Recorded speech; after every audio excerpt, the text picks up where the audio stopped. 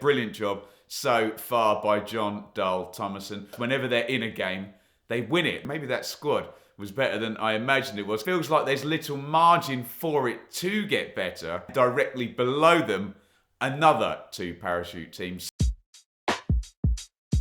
Who would have thought that Blackburn Rovers would be in third place with the championship returning? Well, not me. If you watch my pre-season predictions, you'll know I predicted Rovers to finish in 19th before a ball was kicked. They are some 16 places above that. Could this be another Huddersfield scenario from me for last season? We're going to talk Blackburn and can they hang around in that promotion race. Get your thoughts in via the comments and don't forget to hit like and subscribe. So yes, I am surprised that Blackburn are in third at the moment, but they obviously deserve to be there. Tony Mowbray left in the summer. He'd been Rovers manager for a fair wee while. 15th, 11th, 15th, and then a high of 8th before his contract ran down at the end of last season.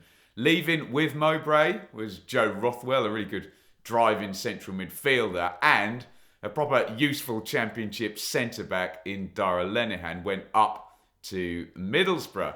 In comes Jon Dahl Tomasson, never worked in England, let alone in the championship before. So you can forgive me and others for thinking that any transition towards the top of the table might take a little bit of time. But it hasn't taken Blackburn plenty of time to get up there. They've been winning pretty much from the off at the start of this season. Some good recruitment as well. Dom Hyam coming in from the Championship from Coventry for, we think, a nice fee. From League One as well, Callum Britton and Sammy Smodish, both relegated last season, but both brought back to the division by Blackburn. And Thomason, Morton, Moller, Hurst on loan, but maybe the key players were already in the building. Maybe that squad was better than I imagined it was. Kaminski in goal is good. Ayala at the back, can you keep him fit? Can you get him on the pitch? He's a good player if you can. Travis in the central midfield.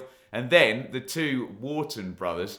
And of course, the goal machine. That is the Chilean sensation. Ben Brereton Diaz. Anyone who's looked at Blackburn's underlying statistics for more than about 30 seconds will realise they are not your normal third place kind of set of statistics. In fact, they are as quirky as anything. Blackburn have no draws so far this season, and we are 20 games in. So that's won 12, lost 9, 21 games in fact. That's more wins than leaders Burnley, but more defeats than 21st place West Brom. Blackburn's XG is the lowest in the division, and their goal difference is only +2. Memories of that Reading team, I think, finished in the playoffs with a minus goal difference, didn't they? So look, there is form for this. Rovers are 4th in the league for clean sheets. They've got 8, and of course, no draws means that every clean sheet Blackburn have kept has resulted in a win. Amazingly, the first goal in all 21 of Blackburn's games has told you who is winning. Basically, the first scorer won the game. If Blackburn take the lead, they win. If they go behind, they lose. They've never come back to win or never lost from a winning position. So those numbers being so quirky, they're about as much use as a chocolate fire guard when it comes to using them in isolation to forecast what's going to happen in the future. Obviously, we should never just rely on these statistics, but if we do, the possibilities, as always, stating the bleeding obviously could get better, it could stay the same, or it could get worse. What does that look like? Well, honestly, it feels like there's little margin for it to get better. The attack, as we mentioned, worst XG in the league, so we've got to give it a thumbs up. They've got 24 goals from 18 XG, so no problem with being clinical up top. The defence has conceded 22 goals from 26 XG. And they literally win every time they take the lead. It does feel like only a little drop in terms of output at both ends of the pitch might just turn some of those wins into draws. And then all of a sudden, mid-table would be awaiting Blackburn. But you never know, nothing could change.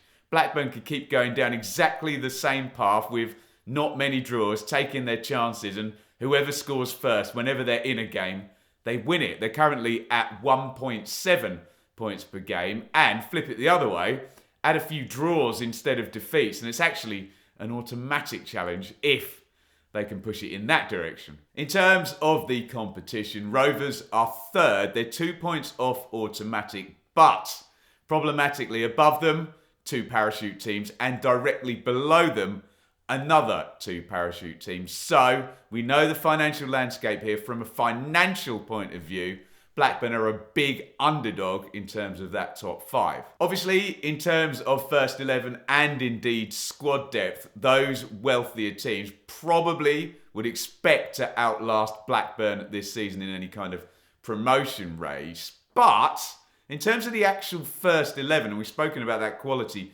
dotted through the team, I don't think they're too out of kilter with the non-parachute teams. And there are lots more of those than there are parachute teams. Perhaps in terms of depth across the whole bench, a few of those other challengers have a bit of a better squad in my humble opinion. But again, stating the bleeding obvious, keep key players fit. And I do think they've got a good enough first 11 to keep at that end of the table. Speaking of key players, could Blackburn lose any key players in the January window? Well, of course, Diaz is the big name. Blackburn took the option up on another year of his contract in the summer. So basically, his future goes one of 3 ways. He either signs a new Blackburn deal, which does feel a little bit unlikely, I have to say. He leaves for a reduced fee in January, which would weaken Blackburn this season, or he leaves for free at the end of the season. Another one who someone might possibly go in for, and this would be an early punt kind of gamble on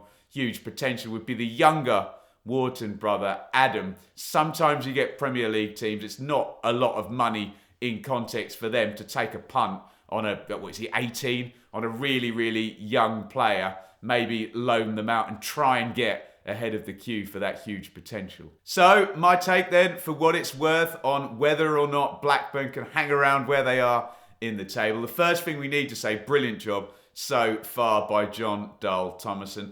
Put your tribal allegiances aside. I suspect even the most hardened Blackburn fan, the most optimistic, the most snowflakey Blackburn fan probably wouldn't have expected them to be up in third place, and may have even the slightest bit of surprise that they are there. Look, the stats are so fun and mind-boggling, but let's be honest, there's probably more chance of it dropping off than either maintaining or pick up in its current guise. Are Blackburn likely to get above any of those 4 parachute teams in the top 6?